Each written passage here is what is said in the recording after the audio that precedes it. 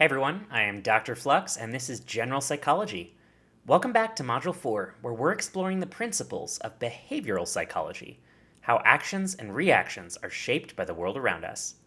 Last time, we introduced the concept of classical conditioning through Pavlov's experiments, where dogs learn to associate a metronome with food. Today, we're diving into the next chapter, Operant conditioning, the work of B.F. Skinner and the idea that behavior can be shaped through rewards and consequences.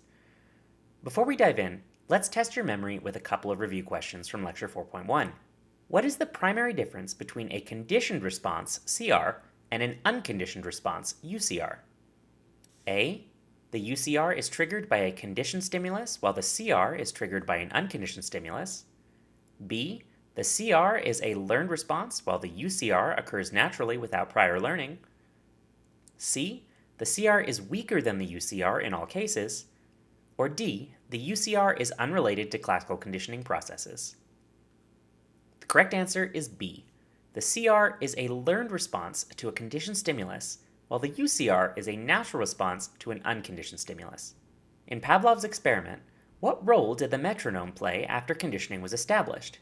Was it A, the unconditioned stimulus, the UCS, B, the unconditioned response, the UCR, C, the neutral stimulus, the NS, or D, the conditioned stimulus, the CS? The correct answer is D. The metronome became a conditioned stimulus, or CS, once the dogs learned to associate it with the unconditioned stimulus, the UCS, which was food. Great work on those. Now let's shift our focus to B.F. Skinner. You may have heard his name before if you've taken any other psychology courses. Skinner's work on operant conditioning revolutionized our understanding of how behavior is shaped by its consequences. While Pavlov's classical conditioning emphasized associations between stimuli, Skinner argued that our actions are driven by the outcomes they produce. Think about this. Have you ever worked harder because you knew a reward was coming? Or have you ever stopped doing something because you were reprimanded? These are the principles of operant conditioning in action. In this lecture, we'll be exploring B.F. Skinner and his experimental approach, the role of reinforcement and punishment, how reinforcement schedules impact the effectiveness of learning, more details about shaping and how it can sometimes lead to superstitious behavior, and we'll finally end with some review. By the end of this lecture, you'll be equipped to explain the core principles of operant conditioning, identify the 4 types of reinforcement and punishment, and understand how reinforcement schedules can shape behavior over time. Most importantly, you'll see how Skinner's model can be applied to real-world scenarios, from parenting strategies to workplace motivation to training your pets. So are you ready to dive into the world of Skinner and his famous box? Let's get started. B.F. Skinner wasn't just a researcher, he was a revolutionary. He built on the work of earlier behaviorists like Pavlov and Watson, but took it in a bold new direction. While Pavlov focused on how stimuli elicit automatic responses, Skinner was more interested in the question, what happens after a behavior occurs? This perspective was simple but profound. Behavior is shaped by its consequences. This idea, called operant conditioning, holds that actions followed by rewards are more likely to be repeated, while actions followed by punishments are less likely to occur. It's a model, a way to think about the push and pull of behavior in the real world. Let's set the stage for one of Skinner's most famous experiments. Imagine a small, controlled environment, a box containing a lever, a food dispenser, and a light. This is a Skinner box, or an operant chamber. It was Skinner's tool for understanding how consequences influence behavior. Inside the box, Skinner placed animals, often rats or pigeons, and then observed their interactions. If a rat pressed the lever, it might receive a pellet of food as a reward. If a pigeon pecked at a disc, it might turn on a light or release some water. Skinner used these chambers to systematically study how rewards and punishments influence the animal's actions. Let's watch a brief clip showing the classic Skinner box in action. He began the shaping process by showing the pigeon a dot, projected on a translucent screen. In the beginning, any motion a pigeon made towards the screen was rewarded with food. Over time, Skinner would reward the bird only when the bird pecked closer and closer to the goal, until the bird was precisely pecking on the dot. He later moved the dot back and forth and the pigeon would follow quickly, and precisely tracked the dot, ultimately training it to track a battleship. From these experiments, Skinner demonstrated three key ideas that form the foundation of operant conditioning. The first is that behavior is trained by consequences. Skinner defines two tools for shaping behavior. Reinforcement strengthens a behavior, making it more likely to occur. Punishment weakens a behavior, making it less likely. Using a technique called shaping, Skinner demonstrated how even complex behaviors could be taught by reinforcing small steps toward a desired action. Skinner wasn't just tinkering in his lab. He was building a model of learning that applied to everything from classroom management to animal training to designing effective workplace systems. It's hard to overstate just how far-reaching his ideas had become. Let's pause and bring this back to your own experiences. Think about a time when a reward or a punishment influenced your behavior. Maybe you studied harder because you were promised a treat afterwards, or perhaps you avoided breaking a rule after receiving a stern warning. Can you identify what reinforced or punished your behavior? Now that we've introduced Skinner and his box, let's dive deeper into the mechanisms of operant conditioning. What are they? How do they work? And how can you spot them in everyday life? When we think about behavior change, it's all about consequences. In operant conditioning, consequences can either strengthen or weaken a behavior. Skinner classified these consequences into two categories, as we've mentioned, reinforcement and punishment. But each can also take two different forms, positive or negative. Let's break this down. Reinforcement is all about increasing the likelihood of a behavior happening again. A positive reinforcement works by adding a desirable stimulus to encourage behavior. An example of this would be a teacher giving a student a gold star for completing their homework. The star serves as a positive reinforcer because something was added, making it more likely that the student will do their homework again. A negative reinforcer involves removing something to encourage behavior. An example here would be a parent who stops nagging their child once they clean their room. The removal of nagging acts as a negative reinforcer because nagging is removed to increase the likelihood that the child will tidy up in the future. Positive here means we're adding something, negative means we're taking something away. Both types of reinforcement aim to strengthen the behavior. Punishment, on the other hand, is about decreasing the likelihood of a behavior. Here's how it works in both a positive and negative context. A positive punishment adds an aversive stimulus to discourage behavior. An example here is a student talking out of turn in class and a teacher assigning extra homework. The added homework discourages the student from interrupting again. A negative punishment involves removing a desirable stimulus to discourage behavior. For example, a teenager might lose their phone privileges after breaking curfew. The removal of the phone acts as a negative punishment, making it less likely that they'll break curfew again. Remember, positive and negative in this context doesn't mean good or bad. It simply indicates whether something is being added or taken away. Let's try a quick exercise to test your understanding. For each scenario, identify whether it involves reinforcement or punishment, and whether it's positive or negative. The first is a dog getting a treat for sitting on command. The second is a child being grounded for not completing their chores. The third is a driver hearing an annoying beeping sound until they buckle their seatbelt. And the fourth is a student losing recess time for being late to class.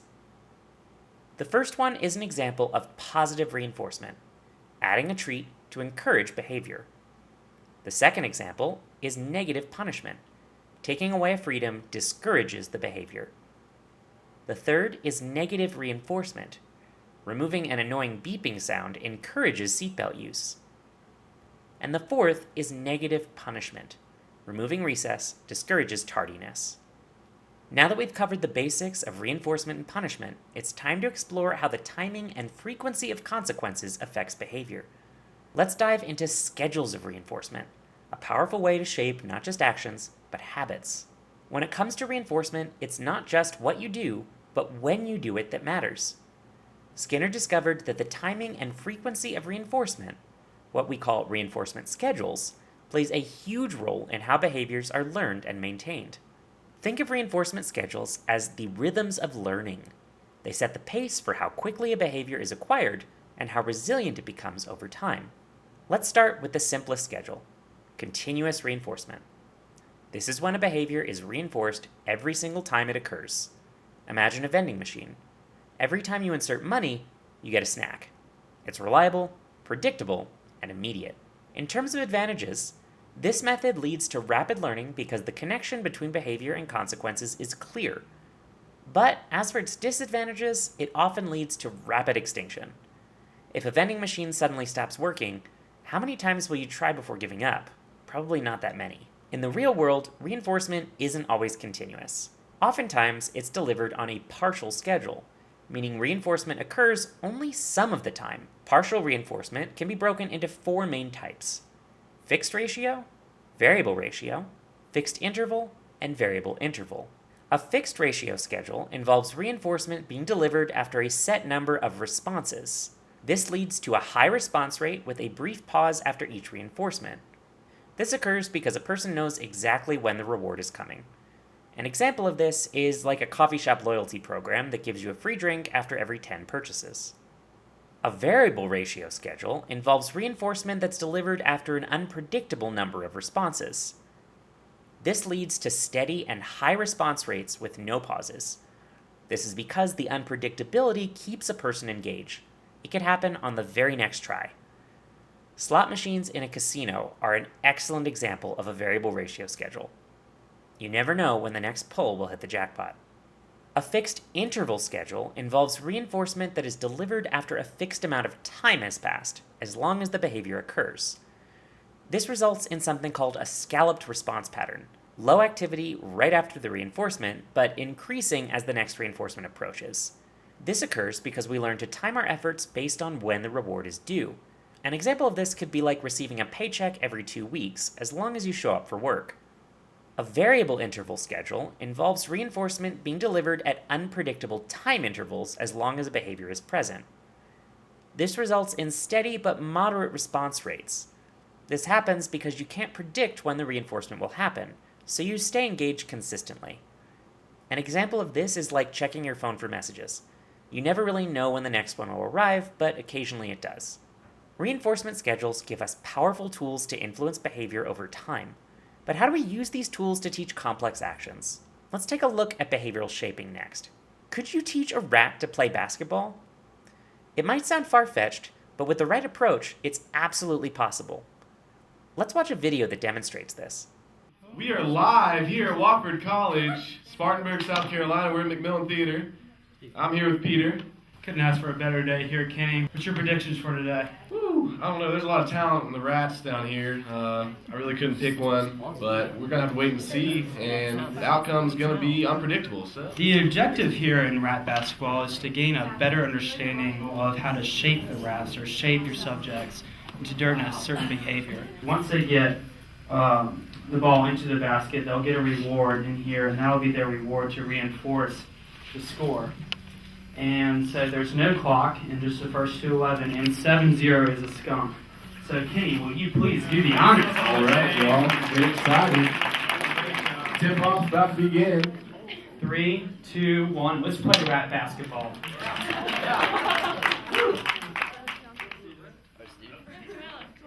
All right, Steve Nash has the ball. See what he can do with it. He's got good handling skills. Joella grabs the ball. She's going towards the hoop. Could it be? There we go. It's in. We have the first lead of the game, ladies and gentlemen. Here she goes. She shoots. She scores. Can we get a little crowd noise up in here? I want to hear this side of the room get crazy. Let's go. Let's go. Yeah. Here we go. And it's in.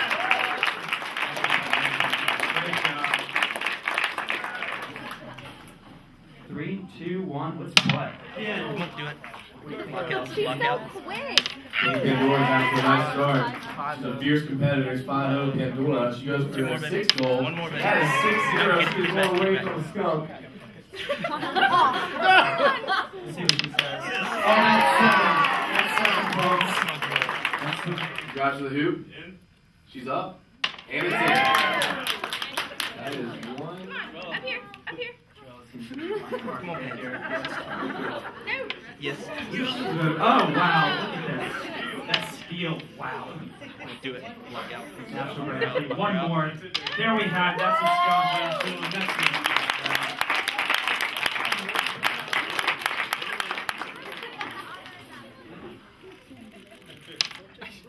Come on, Penny. Come on, get it back, girl. There goes Zena. 5-2. 5-3. Wow, this is quite the game. 9-4. I've never seen a match like this in my life. Get it back, baby. I am truly speechless right now. Pandora's attention to the ball is 9-5 now. 10-5. Come on, one more point. Come on, baby. Pandora only needs one more point, ladies and gentlemen. On your feet. Here she goes. She drives the hoop. Do it. And we have a winner. Now that you won the championship, what do you want to do? Keep playing. Alright, I was going to go to Disney World, but hey, it's cool. Yeah, it's been a lot of fun. It's been a really good experience, and it's a really neat way to learn about psychology.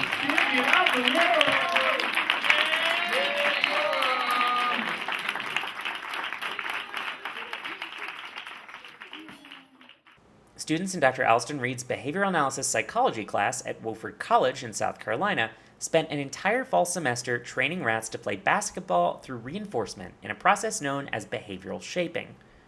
Shaping allows us to teach complex behaviors by breaking them down into smaller, manageable steps and reinforcing each step along the way. Imagine you want to teach a rat to dunk a ball into a tiny hoop. The rat won't perform the full behavior right away, so you have to start small. First, you reinforce the rat for simply approaching the basketball.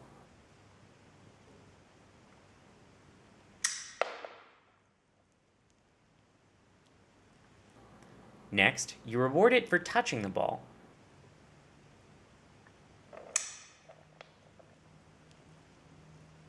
Then you reinforce it for picking the ball up.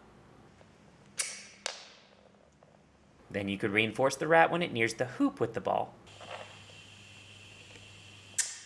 Finally, you reward the rat only when it successfully dunks the ball into the hoop.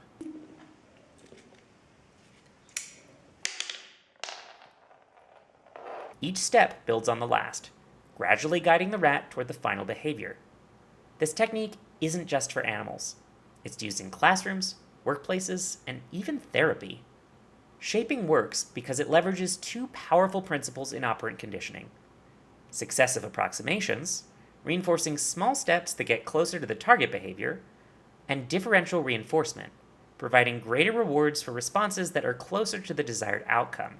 Another tool that's often used in shaping is called jackpot reinforcement. This is when a larger than usual reward is delivered when the learner successfully performs the entire behavior for the first time. Think of it as a big celebration for reaching a goal. Let's try this concept in human context. Imagine you're teaching a child to tie their shoes.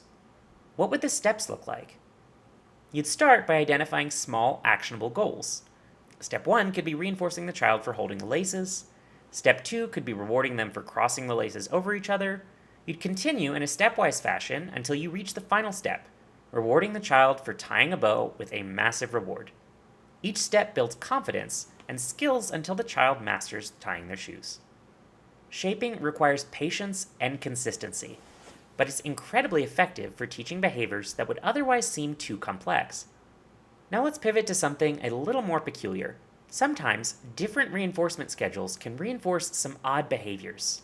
As a personal example, I remember when I first was learning to drive. I had a friend tell me that if I flashed my headlights at a traffic light, it would make the light change to green more quickly. For about 2 years when I started driving, I used to do this religiously at stoplights. I'm pretty sure other drivers hated me. But the problem was, sometimes it seemed like my actions paid off. The reinforcement was so variable that I started to see signal where there was none. It then took a long time for me to stop doing this behavior. Something similar happened with Skinner and pigeons. Let's watch a clip that demonstrates this. 60 years ago, the American psychologist B.F. Skinner investigated the behavior of pigeons, rewarding them with food when they learnt to peck a key in the feeding apparatus.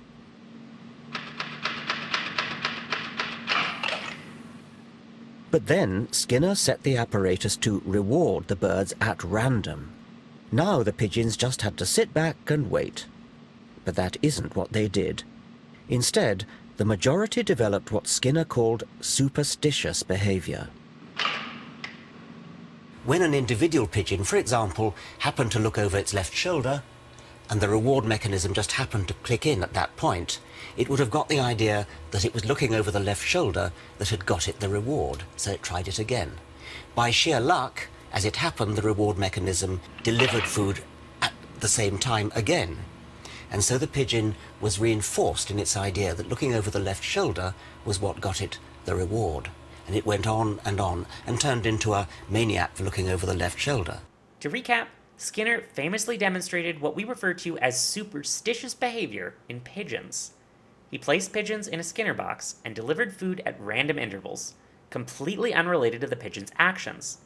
The pigeons began performing odd behaviors like spinning in circles or bobbing their heads, believing these actions caused the food delivery. This happened because of accidental reinforcement. When a behavior consistently precedes a reward, we might mistakenly believe that the two are connected, even if it's just a coincidence. It also comes from having pattern-seeking minds. Humans and other animals are wired to find patterns, even when none might exist. This trait has survival value, but can often lead to quirky and irrational behaviors. Superstitions highlight how our brains are quick to link cause and effect, even when there's no real connection. Today we discuss Skinner's operant conditioning model and how it focuses on consequences and how they shape behavior. Reinforcement increases the likelihood of behavior, while punishment decreases it, with both coming in positive and negative forms. Reinforcement schedules, whether continuous or partial, determine how quickly behaviors are learned and how resilient they are over time. Shaping teaches complex behaviors step by step, while superstitions show how accidental reinforcement can lead to some odd habits. Let's do some review before we close. Which reinforcement schedule is most likely to produce steady, high rates of behavior with no pauses? Is it A, fixed ratio, B, variable ratio, C, fixed interval, or D, variable interval? The correct answer here is B, variable ratio. The unpredictability of the reward keeps the behavior consistent and frequent, just like a slot machine. In the context of shaping, what does the term successive approximations refer to? Is it A, reinforcing a behavior only when it's fully completed? B, rewarding each small step that gets closer to the target behavior? C, using punishment to reduce unwanted behavior? Or D, delivering reinforcement on a variable schedule? The answer here is B, rewarding each small step that gets closer to the target behavior. This method helps learners gradually build complex behaviors. Now that you've seen how operant conditioning works, take a moment to reflect. How might you apply these principles in your own life? Could you use reinforcement schedules to build a habit, or perhaps shape a behavior in someone you're mentoring? Operant conditioning reminds us that behavior is fluid. It's shaped by our interactions with the world. That's a powerful insight. As always, thank you for joining me on this exploration of behavioral psychology. I hope today's lecture gave you the tools to think critically, engage meaningfully, and maybe even experiment with shaping your behavior in your own life. Until next time, stay curious, stay resilient, and above all, live life in flux. Flux out. I'll see you in the next lecture.